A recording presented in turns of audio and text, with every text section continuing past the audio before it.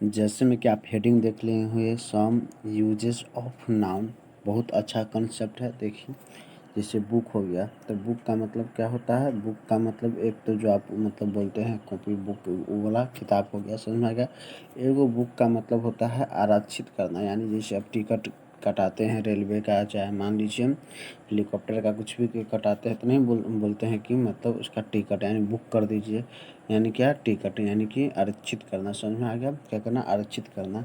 जैसे I have a book, मेरे पास एक किताब है, इसको बोल सकते हैं। समझ में गया? इसको बोल सकते हैं दे बुक डैट टिकट, यानी दे बुक दे। अगर इसको हम हटा के आपको समझाएं, यानी आरक्षण के मतलब तो आप बोल सकते हैं दे बुक डैट टिकट। समझ में आ गया? तो डैट टिकट इसका मतलब क्या हो जाएगा? आरक्षण के लिए डैट टिकट। समझ में आ गया? तो इस प्रकार से बोल सकते हैं। तो एग्जाम्पल हम नहीं देंगे, समझ में आ गया? सिर्फ हम आपको समझाएंगे। चलिए यहाँ पर आपको याद रखना है कि जैसे कजन हो गया ना, COUSING, कजन के पहले याद रखना है किसका प्रयोग, यानी कजन के बाद किसका प्रयोग नहीं होगा? तो आपको याद रखना है हम ब्रदर का प्रयोग नहीं कर सकते हैं, यानी कजन ब्रदर नहीं कह सकते हैं, या कजन सिस्टर नहीं कह सकते हैं। ये सब गलत हो जाएगा अगर प्रयोग करेंगे तो। समझ में आएगा? कजन के बाद ये सब नॉट यूज नहीं यूज कर सकते हैं, ब्रदर और सिस्टर। समझ में आ गया? नेक्स्ट समझिए यहाँ पर आपको क्या देखिए, जैसे यहाँ पर आपको समझना है विल का अगर हिंदी जानिएगा तो क्या होगा? अति एगो हिंदी होता है गा गे की, जैसे आप ट्रांसलेशन बनाते हैं गा गे गी होता है ना। चलिए विल का मतलब होता है इच्छा, वो क्या होता है? इच्छा होता है। समझ में आ गया? इच्छा होता है। I have a will power. समझ में आ गया? तो हमको सिर्फ आपको मतलब बतलाए हैं विल का मतलब क्या होता है। वो आगे की ट्रांसलेशन में यूज करते हैं, वो विल का मतलब इच्छा होता है। नेक्स्ट समझिए यहाँ पर आपको याद रखना है क्लास में जगह नहीं है, क्लास में जगह नहीं, इसके लिए आपको याद रखना है क्या याद रखना है? No no room no. देखिए यहाँ पर क्लास में जगह नहीं है कहते हैं चाहे, तो इसके लिए क्या यूज करेंगे? No room. समझ में क्या? ये पीछा पूछा हुआ प्रीवियस क्वेश्चन है। क्लास में जगह नहीं है, इसको हम क्या कहेंगे? No room. समझ में आ गया? चलिए आगे की तरफ हम बढ़ते हैं। यहाँ पे याद रखना है, देखिए घर का दो मीनिंग होता है, एगो होता है हाउस, एगो होता है होम। ये लिख दिए होम, नीचे लिख देते हैं हाउस। समझ में आ गया? देखिए यहाँ पर क्या समझना है, होम मतलब अपना घर। देखिए म आ रहा है ना, तो म मतलब क्या हो जाता है? मदर। तो आपको समझ लेना होम मतलब अपना घर, हाउस मतलब पराया घर। समझ में आ गया? पराया घर। आपको इसमें याद रखना है कि यहाँ पर होम से पहले हमेशा प्रीपोजिशन टू आता है, इससे पहले प्रीपोजिशन का यूज नहीं होता। समझ में आ गया? अब देखिए इसको रिलेट कैसे करेंगे।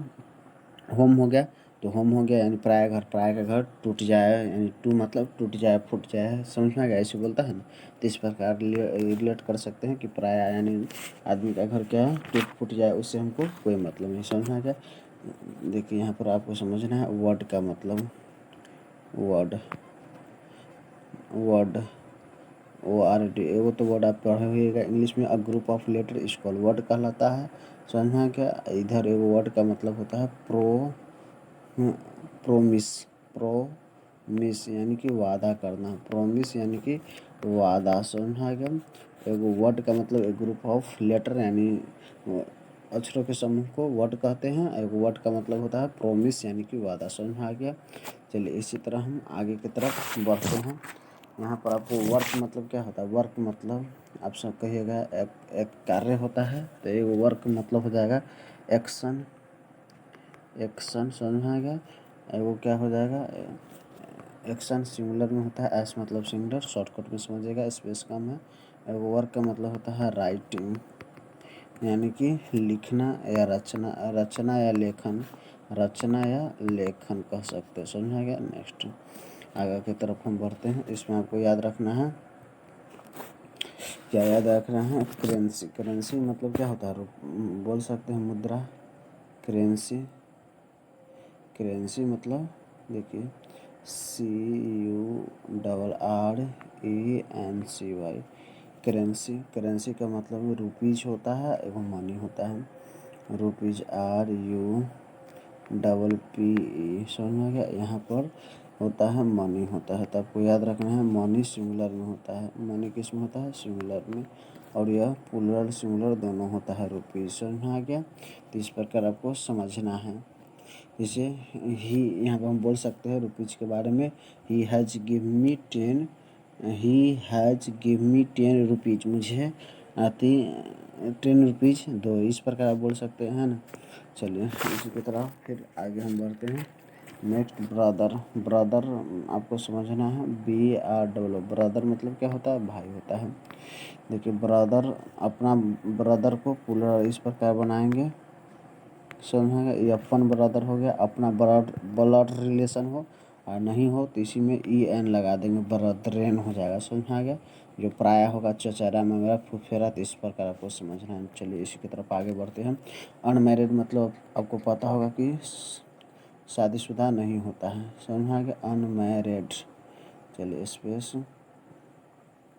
इसको कर देते हैं, स्पेस कम होगा, समझ में आ गया। देखिए यानी अनमैरिड, अनमैरिड